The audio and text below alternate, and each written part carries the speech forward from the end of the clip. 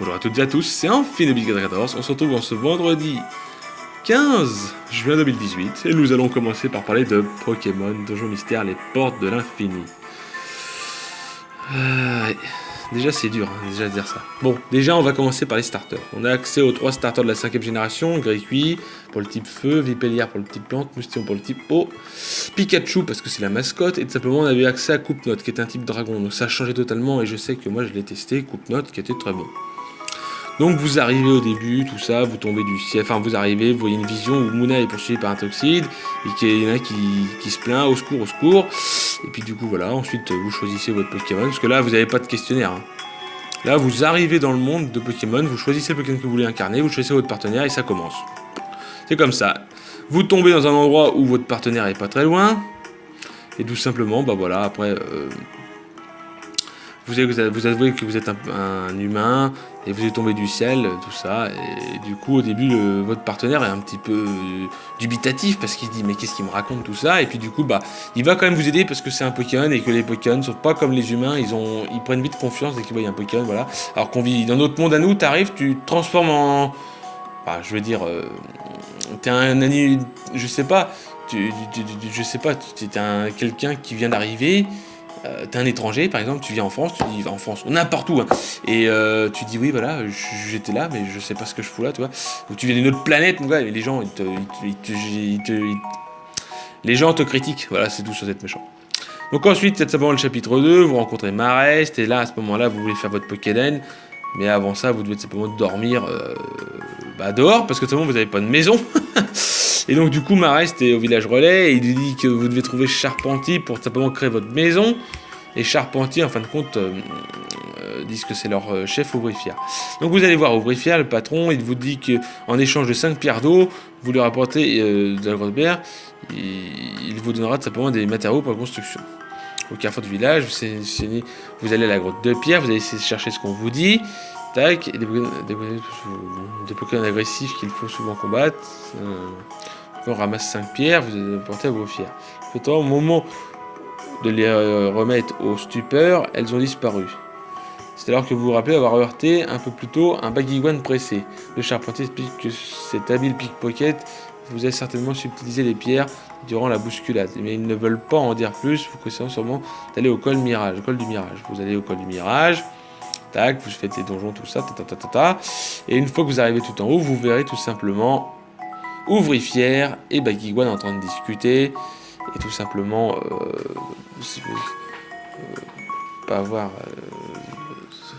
stocker des objets et l'argent, et vous ne voulez pas vous voir disparaître si vous êtes KO. C'est une boîte de peau dans le coin. Vous disposez vos parties, vous trouvez enfin Baguigouane et vous faites un qui est débarqué d'opénement, vous vous cachez pour assister à la discussion, et on vous a honteusement trompé. Baguigouane et le Charpentier étaient deux mèches pour pouvoir se procurer les pierres d'eau au moindre frais, et vous combattez les deux escrocs. On combat les deux.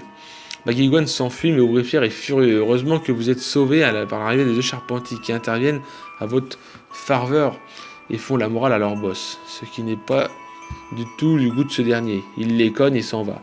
Remis de leurs émotions, les deux apprentis vous narrent les déboires de leur patron, comme une blessure qui l'a handicapé et comment il a perdu confiance en son talent de bâtisseur. Comment en est-il arrivé à escroquer ses congénères? Ému par ce récit, vous décidez de donner sa chance à Ouvrifière en lui confiant malgré tout la construction de votre maison.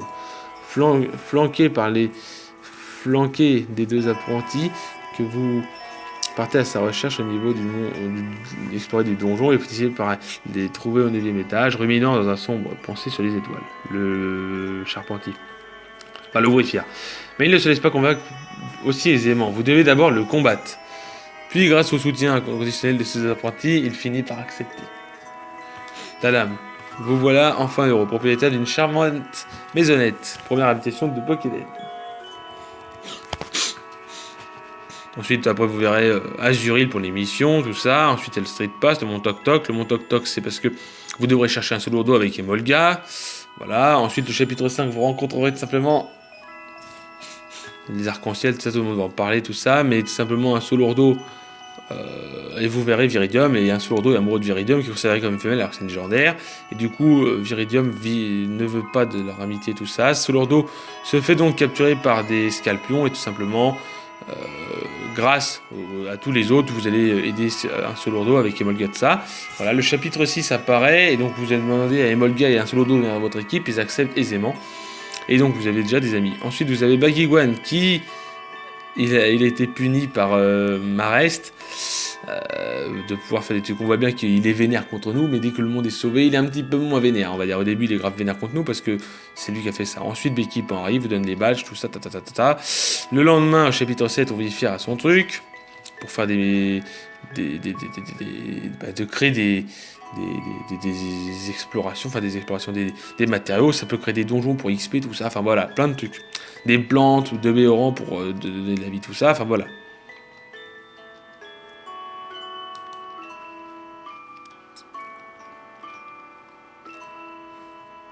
Une fois que ceci est fait, tout simplement vous rencontrez quelques temps plus tard Victini, j'imagine. Ouais, voilà, la V-Vague qui augmente la puissance d'attaque, tout ça, la V-Roulette qui s'annule, tout ça, le chapitre 2. Cette nuit, vous faites un rêve étrange. Au secours, une voix vous appelle et comme la nuit est tombée du ciel, vous vous en souvenez à présent. Cette voix vous demandait de sauver les Pokémon. Une image entrevue, un Mouna suivi d'un Trioxide, comme au début du jeu. Ensuite, voilà, vous allez au gland glacier, chapitre 3, vous avez le truc de camarade, qui est très très camaraderique, comme il dit notre ami Nutiteuf, parce que vous pouvez faire des combats avec vos camarades pour avoir des béorans, des machins de ça, c'est un peu très nul.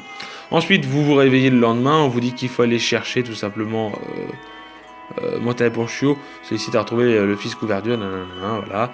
Donc vous devez trouver Couverture. Couverture trouve quelque chose d'extraordinaire, mais à ce moment-là, il est poursuivi.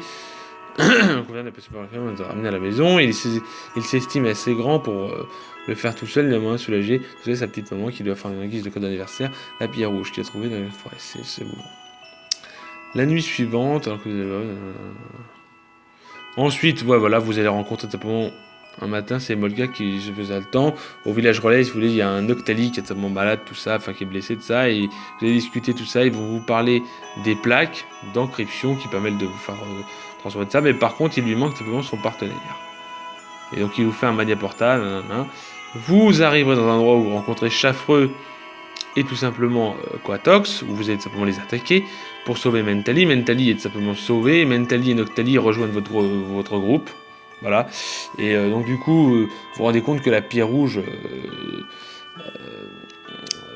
est un... Attendez. Désolé. Tellement confié aux jeunes qu'il fait ça. Voilà. La pierre rouge était simplement un truc imprévu qui permet simplement de faire les manias portables. Bref, une fois que c'est fait, donc recrutement de Mentali Noctali au Palais de la Glace, parce que vous allez 2 fois. Tac, tout ça, avec Viridium, vous allez y aller au Palais de la Glace, tout ça. Vous allez voir que Viridium a discuté avec vous, tout ça. Donc, voilà. Ensuite, chapitre 1 m'arrête un peu follé. Il faut que vous soyez d'accord. Le pauvre Sordo attend arrivé qu'il se voit déjà exclu du voyage. Mais au grand étonnement de tous, c'est Viridium qui se porte volontaire pour garder Pokéden. Et Molga, qui connaît depuis la veille les véritables sentiments de Viridium, suggère de soumettre le problème à Noctali Mentali qui travaille par avance sur l'économie. Parce que, si vous voulez, dans l'équipe, on a simplement Noctali Mentali, le starter, le héros, on a Emolga, un Stolordo, donc on est 7 en tout. Et souvent, on peut y aller qu'à 6.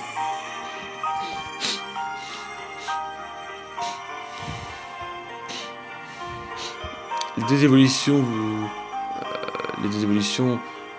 vous apprennent qu'il touche le but. Le lendemain, vous pourrez vous rendre au Grand Glacier. Une fois mis au il vous explique que Viridium ne peut pas être celle qui restera Pokémon. Il y a longtemps, Tosh ami Keldeo est parti en conquête du Grand Glacier, n'a jamais été retrouvé. Cette Viridium est désespérée, l'a cherché sans relâche, mais et puis en vain. Puis un jour, elle a reçu une lettre de Keldeo, lui-même lui disait une substance désormais qu'elle devait l'oublier. Bref, désormais d'une rupture. C'est depuis ce jour que Viridium ne croit plus aux sentiments et se montre très froide envers tous ceux qui recherchent son amitié.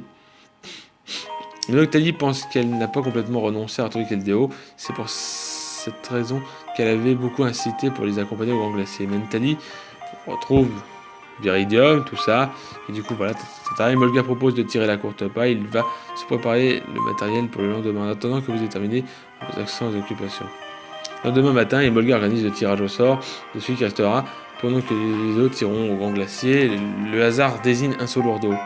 Mais vous pouvez vous rendez auprès de Noctali et Mentali, qui sont très heureux de vous apprendre que vous avez enfin réussi et que vous êtes prêt à invoquer le Mania Porta. Les plaques viennent ici, nanana, ça salue, ils utilisent les plaques, tout ça. C'est sain et sauf. Notamment au calcul de Mentali, vous êtes dans une crevasse. On va essayer tout ça.